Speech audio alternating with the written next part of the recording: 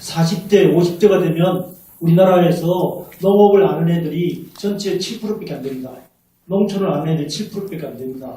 지금 인구가 그 당시에 약 7천만이 되면 농업을 조금이라도 농업과 관련된 사람이 그렇게 지금 현재 70만인데 그렇게 많지가 않거든요.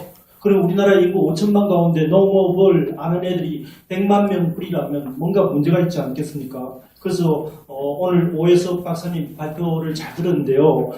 전체적으로 이 농업 기반 청소년 교육 활동, 특히 사회직 기반에 대해서 100% 공감하면서 이제 또 말씀드리고 싶은 점은 오늘 죄송하지만 여기 중앙부처 관련된 부처에서 많이 오셨지 않습니까? 그 농林청에서도 오시고 교육부 그다음에 여성가족부에서 오는데 제가 아무리 그 선생님들 발표를 들어봐도 전체적으로 각 부처 업무를 중심으로 소개하시면서 사회치라든지 학생 사회치가 몇 명인지 영농 사회치가 몇 명인지 또 학생들 가운데 1년에 농업을 체험하는 애들이 몇 명인지 그런 어떤 구체적인 오늘 그 주제인 대한민국의 미래 청소년에게 한 농심에 대해서 사무관 오시면서 이 사회치에 관해서 초점에 대해서 조금이라도 한 번 더 분석해가지고 자료를 가지고 발표하셨더라면 하는 겁니다.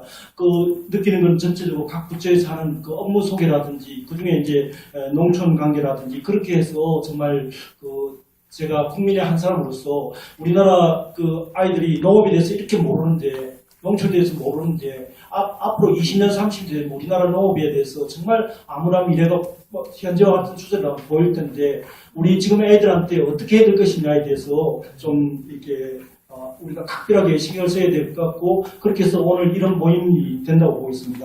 그리고 오 박사님 발표에 대해서 전체적으로 이 농업 기반 사회치에 대해서 이렇게 제목이 가치가 뭐고 필요성이 뭔가 있지 않습니까? 가치에 대해서는 뭐 농업이나 농촌 여러 가지로 분명히 가치가 있다는 얘기했는데 필요성에 대해서도 방금 제가 얘기한 그런 것들로 정말 우리 애들한테 농업에 대해서 체험하기라든지 좀 알게 해주는 그런 어떤 결정적인 필요성 같은 데 대해서도 제시가 되지 않고 있고요.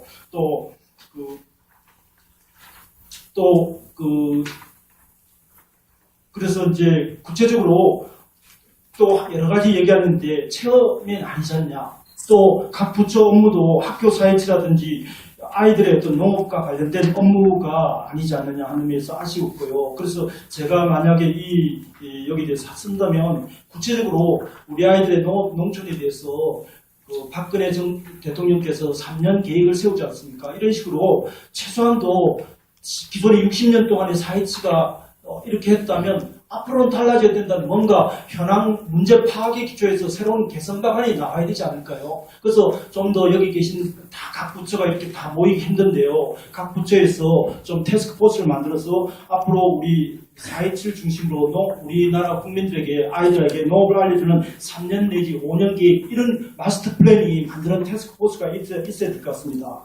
그 다음에 또 오 박사님은 프로그램 개발 등등 여러 가지를 말씀하셨는데요. 60년이라는 사회치 역사 엄청 긴 겁니다. 저도 이제 사회치 학생 지도도 많이 하면 프로그램이 굉장히 제가 볼 때는 체계화되어 있다는데 오 박사님은 새로운 프로그램을 만드는 데 신경 써야 된다 이런 내용이 있더라고요. 그래서 뭘 하면 전부 새로운 프로그램을 만드는 데 신경 다 뺏기거든요. 그거보다는 기존의 사회치 60년 역사와 그 다음에 지금 교육청을 중심으로 해가지고 각 인성 프로그램이 많으니까 기존에 있는 프로그램을 활용하는 게 더 중요하다고 생각됩니다.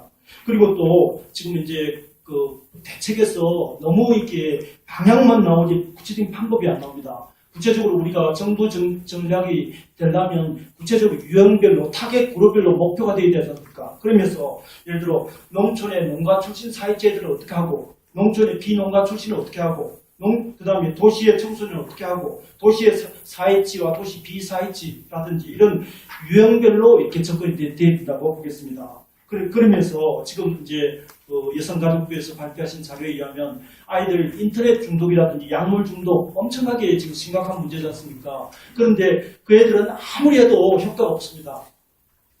여러 가지 저희도 지금 행복교육 등등 여러 가지를 많이 하고 있지만 근데 그 애들한테 이렇게 뭔가 하면 땀을 흘리면서 농작업 체험을 하면 애들이 달라진 거라고 생각되거든요. 그러면서 대한민국의 4.27 60년 동안 4.27 출신 국회의원님도 많고 4.27 출신 유명한 인사들이 많지 않습니까? 저는 만약에 이렇게 하겠습니다. 아까 자유학기제 교육부에서 말씀하셨는데요. 제가 자유학기제에 특히 관심 있는 경우는 애들이 초등학교 1학년부터 고등학교 3학년까지 24학기 동안 공부를 왜 해야 되는지도 모르고 무조건 공부하거든요. 그래서 박근혜 대통령께서 24학기 동안 너무하니까 한 학기 동안은 중간고사와 기말고사에 부담 없이 내가 인생을 어떻게 살 것이냐, 앞으로 내가 20년, 30년 뒤에 어떤 모습이 되겠다는 것을 시험 부담 덜어줄 테니까 해보라는 거거든요. 그러면서 이 자유학기제를 하면 이제 자유학기제가 8가지 유형인데 그 중에 하나가 뭔가 하면 동아리 중심 유형입니다. 그러면 동아리 중심 유형에 지금 하면 전국의 모든 중학교 1학년 애들을 동아리 중심으로 4.27로